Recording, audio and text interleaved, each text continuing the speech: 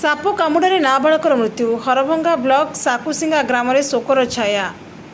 ବୌଦ୍ଧ ଜିଲ୍ଲା ହରଭଙ୍ଗା ଥାନା ଅନ୍ତର୍ଗତ ସାକୁସିଙ୍ଗା ଗ୍ରାମରେ ଏକ ଅଭାବନୀୟ ଘଟଣା ଘଟିଯାଇଛି।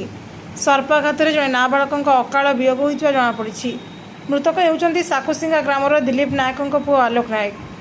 ଗତକାଲି ବିଳମ୍ବିତ ରାତିରେ ଆଲୋକ ନିଜ ଘରେ ଶୋଇଥିବା ସମୟରେ ଏକ ବିଷଧର ସାପ ତାଙ୍କୁ କାମୁଡ଼ିଥିଲା।